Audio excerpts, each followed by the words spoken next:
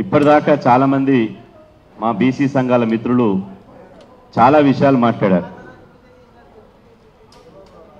ఈరోజు వాస్తవంగా నేను భద్రాచలం నుంచి నిన్న హైదరాబాద్లో అందుబాటులో లేను.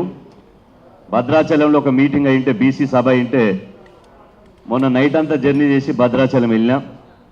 నిన్న భద్రాచలంలో మీటింగ్ చేసుకుని మళ్ళీ నైట్ అంతా జర్నీ చేసి హైదరాబాద్కు వచ్చినాం. కాబట్టి ఆ స్పాంటేనియస్గా స్పందించలేకపోయినాం. కానీ నిన్న భద్రాచలంలో జరిగిన మీటింగ్లో అప్పటికప్పుడే మల్లన్న మీద జరిగిన దాడిని ఆ సభలోనే మేము పూర్తిగా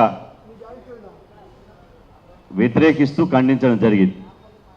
ఇప్పుడు కూడా తీన్మార్ మల్లన్న మీద జరిగిన దాడి ఎవరైతే కవిత గారు ఉన్నారో ఆ కవిత గారు ఒక ప్రైవేటు జాగృతి అని పెట్టుకున్నది.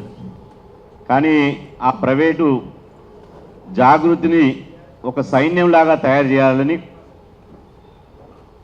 ఒక రౌడీజం తోటి ఎవరైతే ప్రశ్నిస్తారో, ఎవరైతే మాట్లాడతారో, ఎవరైతే పోరాటం చేస్తారో వాళ్ళ మీద దాడులు చేయించాలని చెప్పి ఆమె ప్లాన్ వేసుకున్నట్టు నిన్న తీన్మార్ మల్లన్న ఆఫీస్ మీద వారి మీద జరిగిన దాడిని బట్టి మనకు తెలుస్తుంది.